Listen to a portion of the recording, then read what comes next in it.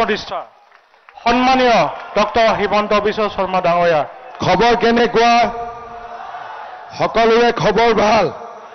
তেতিয়ালে মোৰ লগত কব ভাৰত মাতা কি, ভাৰত মাতা কি।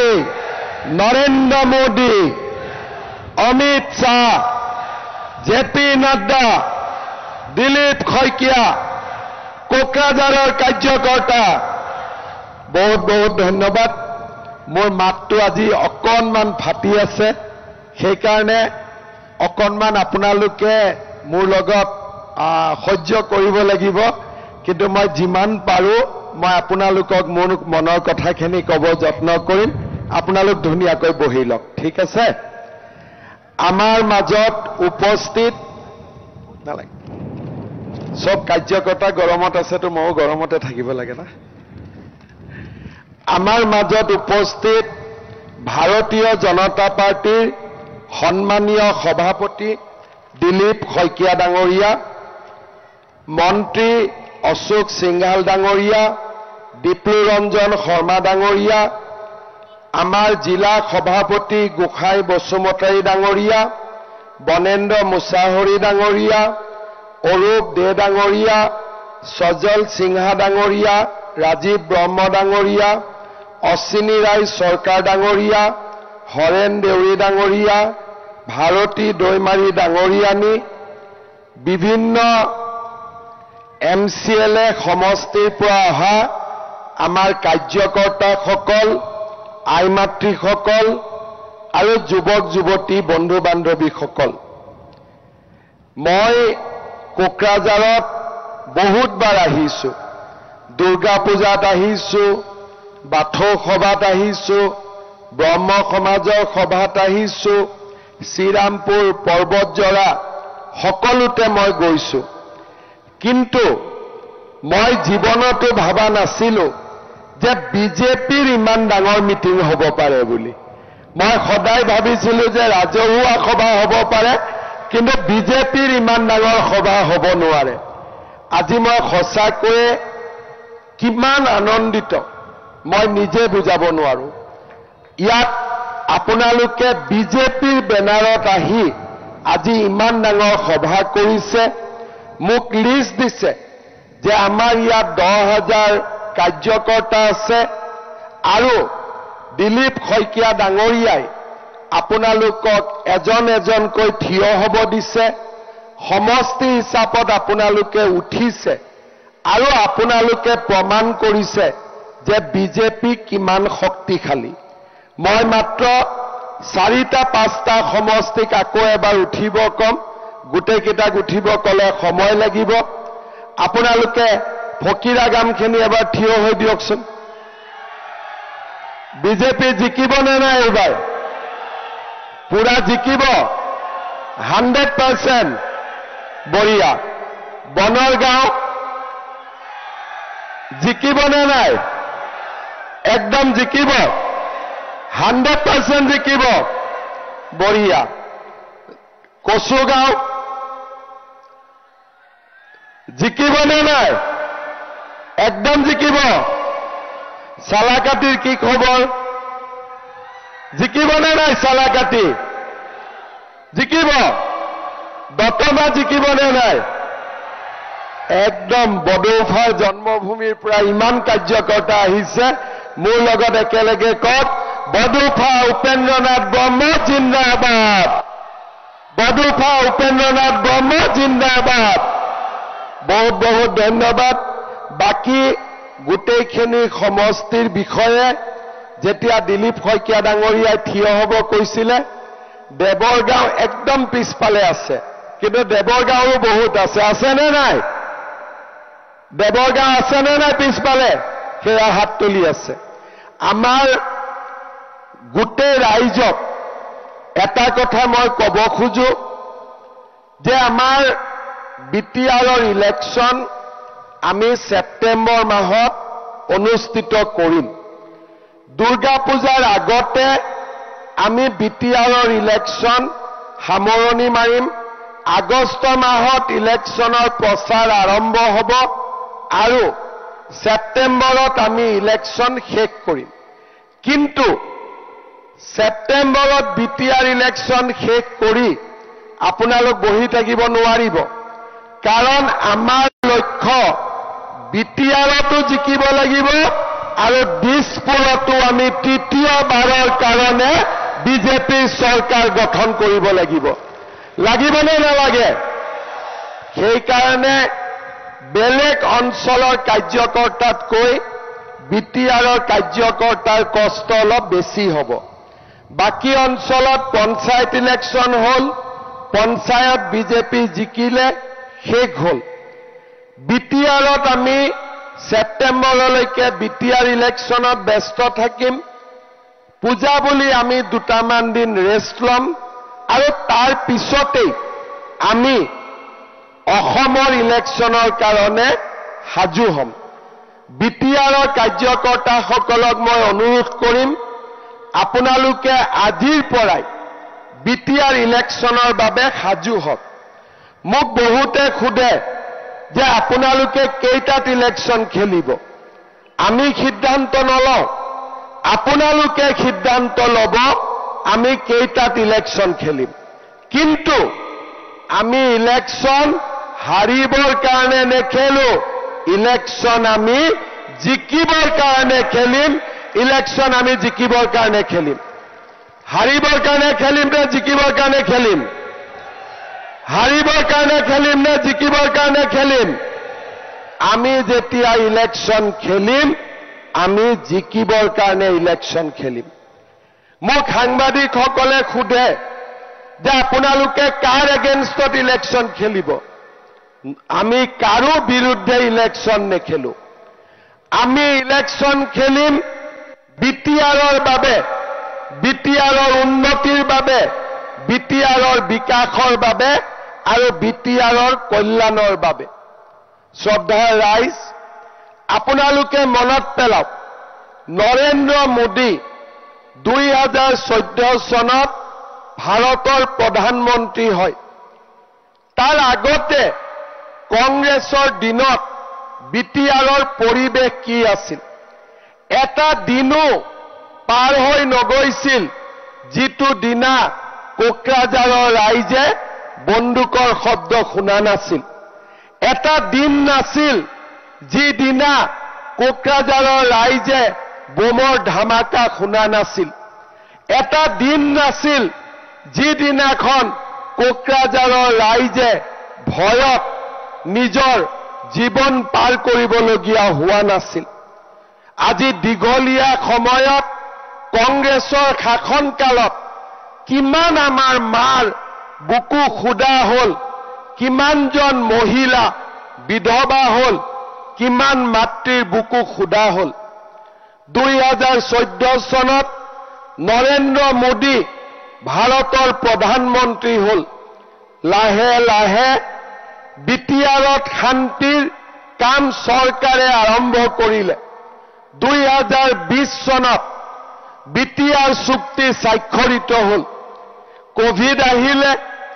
21ত মই অসমৰ মুখ্যমন্ত্ৰী হলো। মুখ্যমন্ত্ৰী হোৱাৰ পিছত মই যেতিয়া নৰেন্দ্ৰ মোদী ডাঙৰীয়া আৰু অমিত শ্বাহ ডাঙৰীয়াক সাক্ষাৎ কৰিব গৈছিলো, দুইগৰাকীয়ে মোক কৈছিল যে বড়োলেণ্ডত শান্তি হ'ব লাগে, বড়োলেণ্ডত বন্দুকৰ শব্দ আৰু শুনিব নালাগে।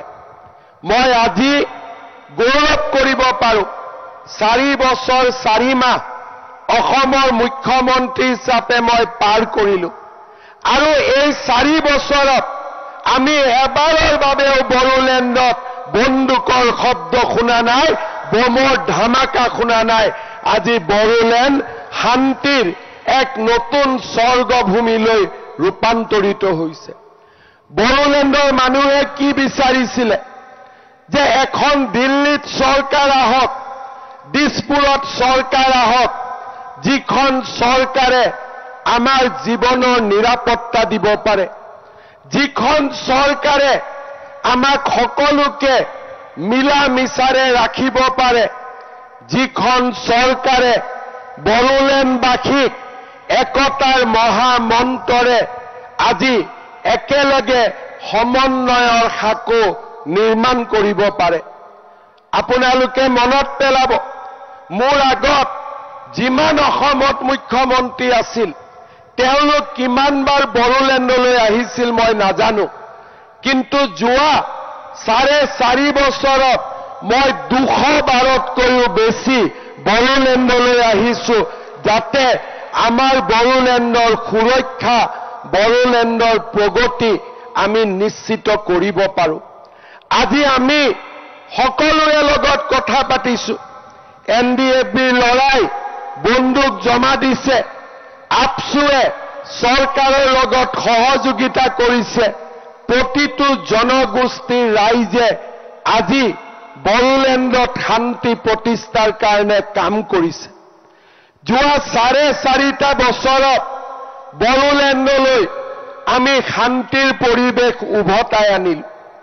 কিন্তু শান্তি আমাক কিয় লাগে? শান্তি আমাক এই কাৰণেই লাগে যাতে আমাৰ অঞ্চলটোৰ প্ৰগতি হয়, সকলোৱে যাতে সমান অধিকাৰ পায়, ল'ৰা ছোৱালীয়ে নিবনুৱাই কৰ্ম সংস্থাপন পায়, আমাৰ এই অঞ্চলটোলৈ যাতে উন্নয়ন আহিব পাৰে। আৰু সেইকাৰণেই আমাৰ লক্ষ্য। যোৱা 5 বছৰ আমাৰ যদি লক্ষ্য শান্তি আছিল, অহা আমাৰ 5 বছৰৰ লক্ষ্য হ'ল বড়োলেণ্ডৰ সকলো জাতি জনগোষ্ঠীৰ বিকাশ আৰু সমৃদ্ধি। আমি বিচাৰিম যে এই বড়োলেণ্ডত কোনেও দ্বিতীয় আৰু তৃতীয় শ্ৰেণীৰ নাগৰিক নহব, প্ৰতিজন প্ৰথম শ্ৰেণীৰ নাগৰিক হ'ব, তাক আমি কামনা কৰিম। আৰু সেইকাৰণেই শ্ৰদ্ধাৰ ৰাইজ, এইবাৰ আমাৰ নিৰ্বাচনৰ শ্লোগান হ'ব 5 বছৰ আমি শান্তি আনিলো, অহা 5 বছৰ আমি প্ৰগতি আনিম, সুৰক্ষা আনিম, বিকাশ আনিম।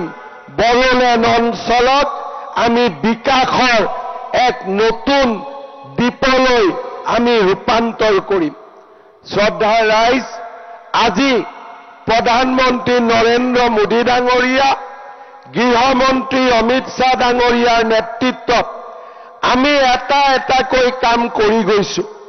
বড়োলেণ্ডৰ ৰাস্তা ঘাট, স্কুল কলেজ আজি আমি সকলোতে পৰিৱৰ্তন আনিছো। বড়োলেণ্ড ইউনিভাৰ্চিটি, কোকৰাঝাৰ ইউনিভাৰ্চিটি, কোকৰাঝাৰত মেডিকেল কলেজ, তামুলপুৰত মেডিকেল কলেজ, ওদালগুৰিত বড়োলেণ্ড ইউনিভাৰ্চিটিৰ 2nd কেম্পাছ, এটাকৈ আমি বড়োলেণ্ডৰ চাৰিওফালে উন্নয়নৰ এক নতুন পোহৰ আমি লৈ আহিছো। আজি আমি প্ৰত্যেকটো পদক্ষেপতে প্ৰয়াস আৰু প্ৰচেষ্টা কৰিছো যাতে বড়োলেণ্ডৰ ৰাইজে নিৰাপদ অনুভৱ কৰে, বড়োলেণ্ডৰ ৰাইজে প্ৰগতি বিচাৰি পায়, শান্তি বিচাৰি পায়, সমৃদ্ধি বিচাৰি পায়। আজি মই এই সভা শেষ কৰি আকৌ কোকৰাঝাৰৰ DC অফিচত যাম। কিয় মই যাম? কাৰণ মই বিচাৰিছো যে আমাৰ চৰকাৰৰ আঁচনিবিলাক যাতে বড়োলেণ্ডৰ ৰাইজে পাব পাৰে। এইবাৰ আমি অৰুণোদয় আঁচনি কোকৰাঝাৰ জিলাত আমি বিচাৰিছো যাতে প্ৰতিটো দুখীয়া পৰিয়ালে অৰুণোদয় আঁচনি পাব পাৰে। আজি আমি নতুনকৈ অৰুণোদয়ৰ বাবে গাঁও সভা পাতিছো। 17 ছেপ্টেম্বৰ প্ৰধানমন্ত্ৰী নৰেন্দ্ৰ মোদীৰ জন্মদিন। সেই দিনটোতে আমি অৰুণোদয় তৃতীয় অৰ্থাৎ আৰু বহুত বেছি হিতাধিকাৰীক লৈ আমি আৰম্ভ কৰিম। আজি মই DC কোৰ্টত যাম, মহিলা উদ্যমিতা লাখপতি বাইদেউৰ আঁচনিৰ হিতাধিকাৰীৰ তালিকা চূড়ান্ত কৰিম। আজিয়েই মুখ্যমন্ত্ৰীৰ আত্মনিৰ্ভৰ অসম অভিযান আমাৰ বড়োলেণ্ডৰ প্ৰত্যেকটো বিধানসভা সমষ্টিলৈ আৰু 4,000কৈ ৰেচন কাৰ্ড আৰু তাৰ লগে লগে আমাৰ বড়োলেণ্ডৰ দুখীয়া ৰাইজ যাতে উপকৃত হ'ব পাৰে, বিশেষকৈ চাহ বাগিচা অঞ্চলৰ কাৰণে এটি কলি দুটি পাত আমি আঁচনিৰ বিষয়ে আজি কথা পাতিম আৰু হিতাধিকাৰীক চূড়ান্ত কৰিম। অৰ্থাৎ ৰাজনীতিৰ লগে লগে ৰাইজৰো যাতে উন্নতি হয় তাৰ বাবে ভাৰতীয় জনতা পাৰ্টিয়ে হাতে হাত ধৰি কাম কৰিছে।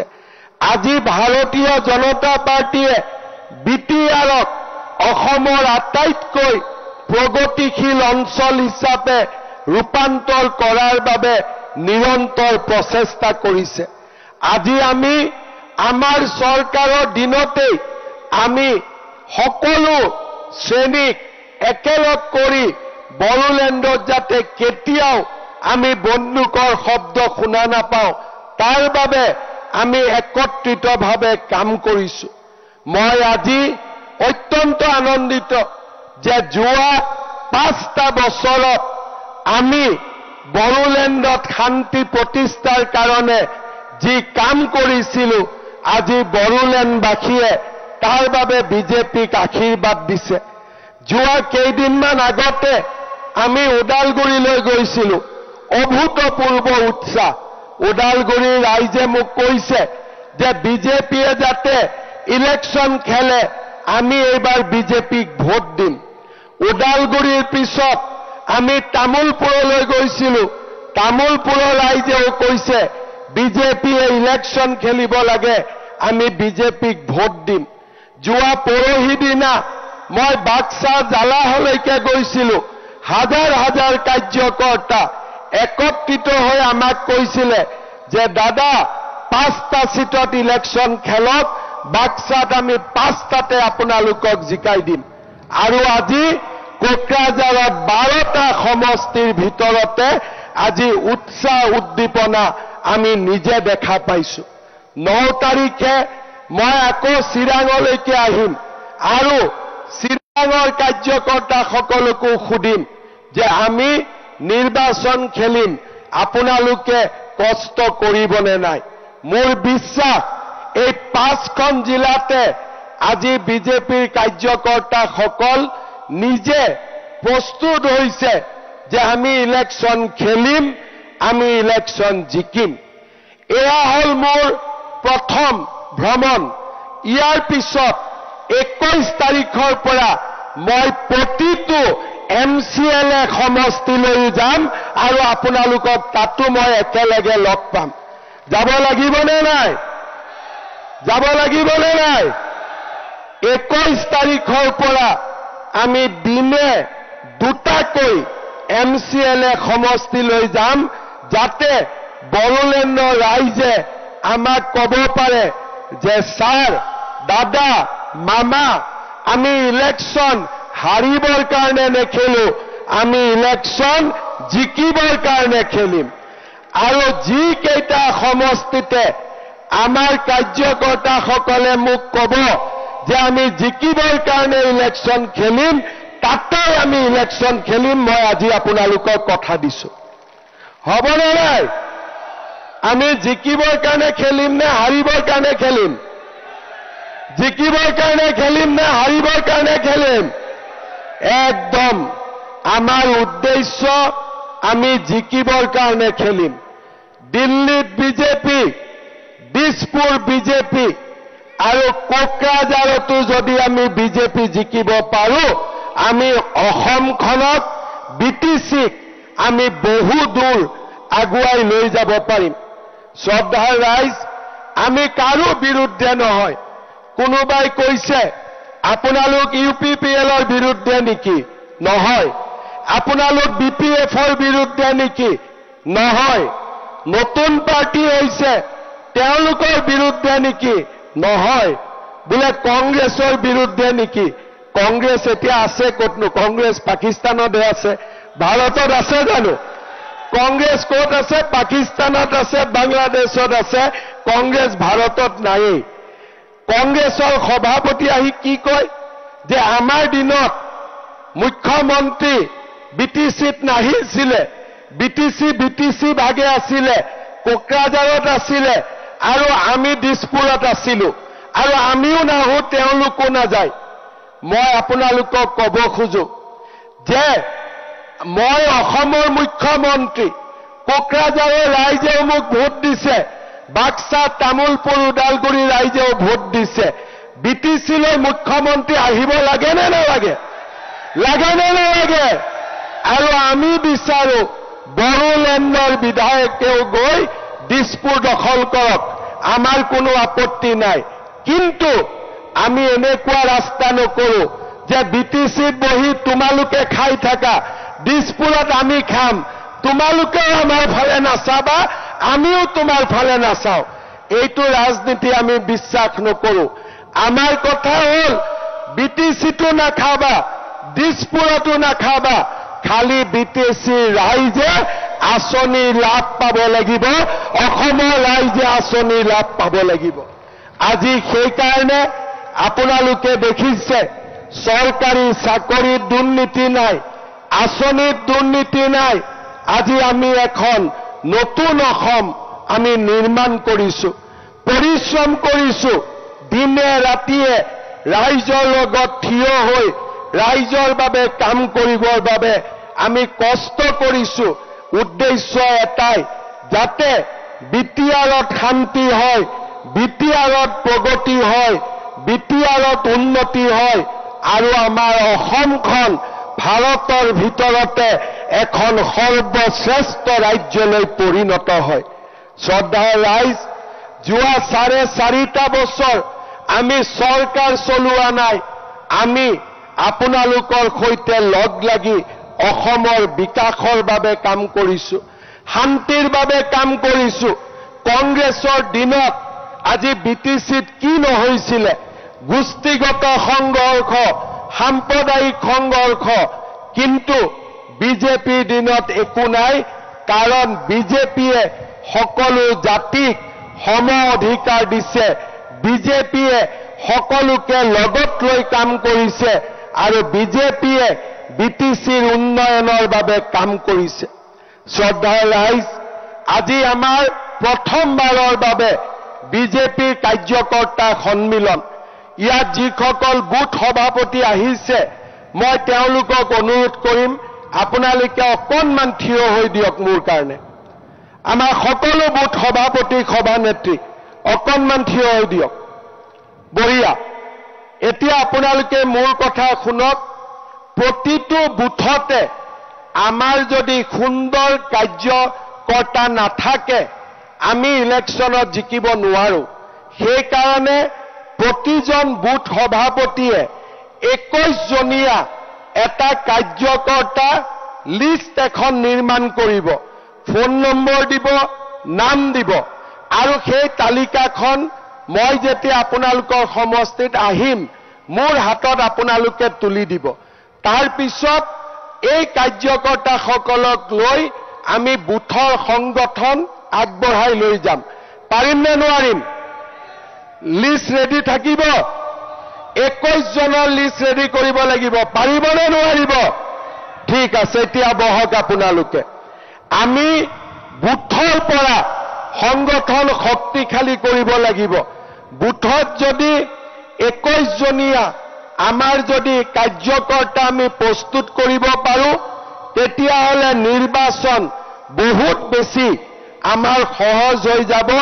সেইকাৰণে মই আমাৰ মঞ্চত থকা নেতাসকল আৰু আমাৰ পেণ্ডেলত থকা নেতাসকল সকলোকে মই অনুৰোধ কৰিম, যাতে সকলোৱে 21 জনীয়া বুথ তালিকা গঠন কৰে, আৰু মই যেতিয়া আপোনালোকৰ সমষ্টিলৈ যাম, প্ৰত্যেকটো বুথৰ পৰা যাতে 21 জনকৈ কাৰ্যকৰ্তা আমাৰ মিটিঙলৈ আহে। হ'বনে নাই? আজি আহিছো 6 জনকৈ, কিন্তু যেতিয়া আমি পৰ্বতজৰাত যাম, যেতিয়া আমি গোমাত যাম, ফকীৰা গ্ৰামত যাম, যেতিয়া আমি শ্ৰীৰামপুৰ যাম, বাওখুংগ্ৰীত যাম, বনৰগাঁৱত যাম, দতমাত যাম, চালাকাটিত যাম, তেতিয়া আমি 21 জনকৈ এটা এটা বুথৰ পৰা আমি কাৰ্যকৰ্তা নিমন্ত্ৰণ কৰিম, যাতে 6 জনৰ পৰা আমি 21 গৈ পাওঁ জুলাই মাহৰ ভিতৰত। আগষ্ট মাহত 21 জন গৈ আমি আৰু বাঢ়ি বাঢ়ি গৈ থাকিম। এই জুলাই মাহত আপোনালোকে প্ৰত্যেক বুথত 21 জন কাৰ্যকৰ্তা আপোনালোকে ৰেডি কৰিব লাগিব। কাৰণ দিলীপ শইকীয়া ডাঙৰীয়াই অলপ আগতে আপোনালোকক কৈছে যে মোৰ বুথ সবচে মজবুত। আপোনালোকে ইলেকশ্যনত মোৰ বুথত যদি মই জিকো তেতিয়াহ'লে পৰিষদীয় সমষ্টিটো মই জিকিব পাৰিম। আৰু সেইকাৰণে আমাৰ বুথ আমি মজবুত কৰিব লাগিব। আৰু এটা মই আপোনালোকক অনুৰোধ কৰিম, আমি যেতিয়া ইলেকশ্যন খেলিম আপোনালোকে মনত ৰাখিব, আমি কাৰো এণ্টি কেম্পেইন নকৰোঁ, কোনো আমাৰ শত্ৰু নহয়, আমি কাৰো লগত শত্ৰুতা আমি নকৰোঁ। আমাৰ মাত্ৰ লক্ষ্য এটাই যে BTCত উন্নতি হ'ব লাগিব আৰু সকলো নাগৰিকে সমান অধিকাৰ পাব লাগিব। সেয়ে হৈছে আমাৰ একমাত্ৰ লক্ষ্য। মোক কোনোবাই কেতিয়াবা মেমৰেণ্ডাম দিয়ে, ছাৰ আমি BTCত ছেকেণ্ড ক্লাছ চিটিজেন। মোৰতো মনত এটাই ইচ্ছা যে ৰেলতো ছেকেণ্ড ক্লাছ ডাব্বা থাকিব নালাগে, সব ফাৰ্ষ্ট ক্লাছ ডাব্বা থাকিব লাগে, যাতে সকলো মানুহে ফাৰ্ষ্ট ক্লাছ হ'ব পাৰে। আৰু সেইকাৰণে মই বাছি বাছি চৰকাৰী চাকৰি দুখীয়া মানুহৰ ঘৰত দি আছো, যাতে দুখীয়া মানুহবিলাক ফাৰ্ষ্ট ক্লাছ হৈ যাব পাৰে। এতিয়ালৈকে আমাৰ অসমত 1.5 লাখ ল'ৰা ছোৱালীক আমি চাকৰি দিলো, কাৰো পৰা 1 টকা কোনেও কালেকশ্যন কৰিব নোৱাৰে। এতিয়া আমি 10 অক্টোবৰত আৰু 60,000 ল'ৰা ছোৱালীক আমি চৰকাৰী চাকৰি দিম। 60,000 ল'ৰা ছোৱালীক চাকৰি দিম। তাৰ মানে 2 লাখ, আগত 1.5 লাখ, এতিয়া 60,000, 2 লাখ ফেমিলি এতিয়া ফাৰ্ষ্ট ক্লাছ হৈ গ'ল। তেনেকে আমি যদি আপোনালোকক উন্নতি কৰি লৈ গৈ থাকিব পাৰোঁ, মুখ্যমন্ত্ৰী আত্মনিৰ্ভৰ অসম আঁচনি, এজন ল'ৰাক 2 লাখকৈ টকা দিছোঁ ব্যৱসায় কৰিবৰ কাৰণে। লাহে লাহে আমাৰ দুখীয়া দৰিদ্ৰ মানুহখিনিক আমি আগবঢ়াই লৈ গৈ থাকিব লাগিব। সকলোৱে যোগ্যতা অনুসৰি মাটিৰ অধিকাৰ পাব লাগিব, সকলোৱে সমান অধিকাৰ পাব লাগিব। এয়া হৈছে আমাৰ লক্ষ্য। যোৱাকালি এখন কোকৰাঝাৰৰ বিটিআৰ প্ৰশাসনে গুৱাহাটীত এখন সভা কৰিছিলে, 26টা জনগোষ্ঠীক নিমন্ত্ৰণ কৰিছিলে। সেই সভাটো মই এটাই কথা কৈছিলোঁ যে 26টা জনগোষ্ঠী যেতিয়া কোকৰাঝাৰত, ওদালগুৰিত সমান অধিকাৰ পাব, সেইদিনাখনে বিটিআৰ সোণৰ বিটিআৰলৈ ৰূপান্তৰ হ'ব, সোণৰ বিটিআৰলৈ ৰূপান্তৰ হ'ব। সেইকাৰণে শ্ৰদ্ধাৰ ৰাইজ, আমি চেষ্টা কৰিম যাতে ভাৰতীয় জনতা পাৰ্টীয়ে বিটিআৰৰ প্ৰতিজন নাগৰিকক সমান অধিকাৰ দিব পাৰে। এই বিটিআৰত মই যেতিয়া কাৰোবাক সুধিম যে কেনেকুৱা, বোলে আমি বিটিআৰ খুব ভাল পাওঁ। কিয় ভাল পাওঁ? বোলে আমাক ইয়াতে সকলোৱে সমান দৃষ্টিৰে চায়। সেই দিনটো যেতিয়া আমি পাম, সেই দিনাখনে আমাৰ মিছন সফল হ'ব যে হয় বিজেপিয়ে বিটিআৰত সকলোৰে মুখত হাঁহি বিৰিঙাবলৈ আজি সক্ষম হৈছে। মোদীজীয়ে কি কয়? সবকে সাথ সবকা বিকাশ, কয়নে নকয়? মোদীজীয়ে কয়নে নকয়?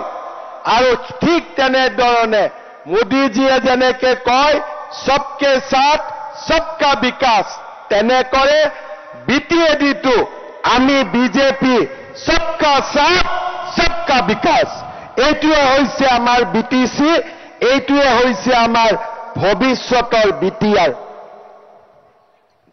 আৰু সেইকাৰণে আমি এই নিৰ্বাচনত সকলোৰে সমান অধিকাৰ, শান্তি প্ৰগতিৰ বিটিআৰ, এই হৈছে আমাৰ লক্ষ্য।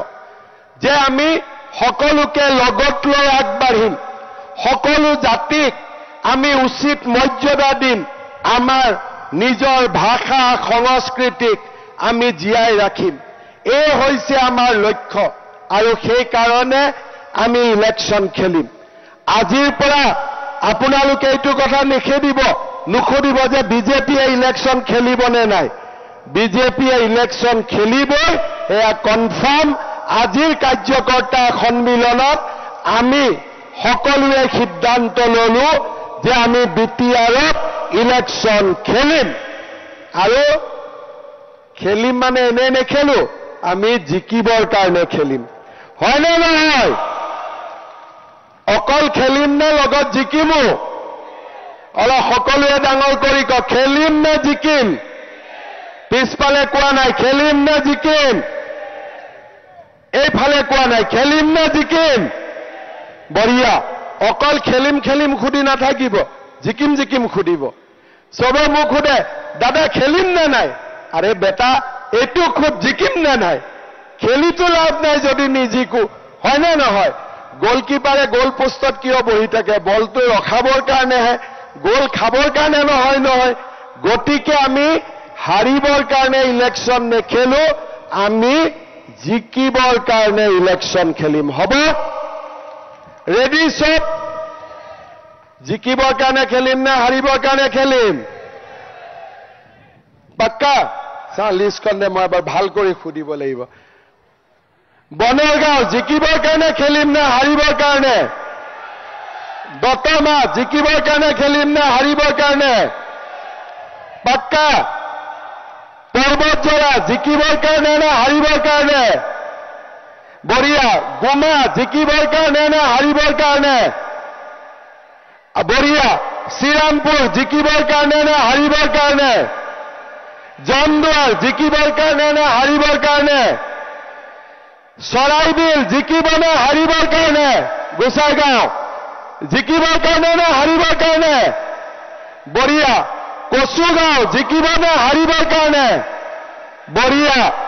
ফকিৰাগাম জিকিবৰ কাৰণে নে হাৰিবৰ কাৰণে? বঢ়িয়া। দতমা সুধিলো আগত, ঠিক আছে। আমাৰ বনগাঁও সুধিলো, বাওখংগী জিকিবৰ কাৰণে নে হাৰিবৰ কাৰণে? চালাকাটি জিকিবৰ কাৰণে নে হাৰিবৰ কাৰণে? দিলীপ চবতে এখন টিকট দিব লাগিব এতিয়া। দিব লাগিব নেকি? চবতে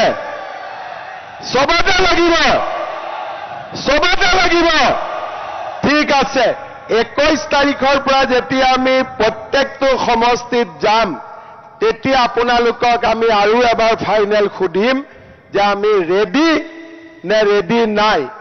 যোনে 21 জনীয়া কমিটি কৰি ৰেডি হৈ যাব, তাতে আমি ইলেকশ্যন খেলিম। হ'ব? পাৰিম নে নাই 21 জনীয়া কমিটি? পাৰিম নে নাই 21 জনীয়া কমিটি? বঢ়িয়া। তাৰমানে আমি ৰেডি হৈ গলো, আপোনালোকৰ লগত একেলগে আমি কাম কৰিম। ইলেকশ্যনত জিকিবৰ কাৰণে আমি সকলোৱে ইলেকশ্যন খেলিম। হ'ব? তেতিয়াহ'লে মোৰ লগত একেবাৰে ডাঙৰকৈ মোদীজী আজি দিল্লীতো নাই, মোদীজী ক'ত আছে? আজি ব্ৰাজিলত আছে। গতিকে আমাৰ আৱাজ কলৈকে শুনিব লাগিব? ব্ৰাজিললৈকে শুনিব লাগিব। হয়নে নহয়? দিল্লীত থাকিলে অলপ লাহেকৈ ক'লেও হয়, কিন্তু ব্ৰাজিলৰ কাৰণেতো ডাঙৰকৈ ক'ব লাগিব। হয়নে? তেতিয়াহ'লে মোৰ লগত ক'ব ভাৰত মাতা কি। দিল্লী পাইছে, ব্ৰাজিল গৈ পোৱা নাই। ভাৰত মাতা কি। এইবাৰ ব্ৰাজিল গৈ পালে। নৰেন্দ্ৰ মোদী, জেপি নাড্ডা, অমিত শ্বাহ, দিলীপ শইকীয়া। বঢ়িয়া। এতিয়া আৰু আপোনালোকে এইকেইটা দিন গাঁও সভা হৈ আছে। অৰুণোদয় সকলো মানুহে নিজৰ নাম দিব, চিন্তা কৰিব নালাগে। লাখপতি বাইদেউ টকা চবেই পাই যাব, টেনশ্যন ল'ব নালাগে। যেতিয়ালৈকে হিমন্ত বিশ্ব শৰ্মা আছে, বিজেপি আছে, আমি আপোনালোকৰ লগত 100%। ঠিক আছে? এতিয়া কোকৰাঝাৰত শুনাকৈ ক'ব লাগিব। মোদীজীটো ব্ৰাজিলত আছে, অমিত শ্বাহজী, নাড্ডাজী দিল্লীত আছে, দিলীপ শইকীয়া আমি ইয়াতে বহি আছো, কিন্তু কোকৰাঝাৰৰ কাৰ্যকৰ্তা কোকৰাঝাৰত আছে। ইয়াত আমি যিসকল আহিছো, যিসকল অহা নাই তেওঁলোকৰ ঘৰত আৱাজ যাব লাগিব। কোকৰাঝাৰৰ কাৰ্যকৰ্তা একদম চুকে কোণে আছে নহয়, শ্ৰীৰামপুৰ আছে, গোমা আছে, পৰ্বতজৰা আছে, দূৰে দূৰে আছে। ইয়াৰ পৰা আৱাজ যাব লাগিব। সেইকাৰণে মোৰ লগত ক'ব, কোকৰাঝাৰৰ কাৰ্যকৰ্তা, কোকৰাঝাৰৰ কাৰ্যকৰ্তা, কোকৰাঝাৰৰ কাৰ্যকৰ্তা। একদম সকলোৱে শুনা পাইছে, সকলো জাগি গৈছে। গৈয়ে 21জনীয়া কমিটি হ'ব। মই এইটোতে লাগি আছো, 21তে লাগি আছো, বুজি পাইছে নহয়? গৈয়ে 21জনীয়া কমিটি কৰিব লাগিব। বহুত বহুত ধন্যবাদ। জয় হিন্দ, বন্দে মাতৰম।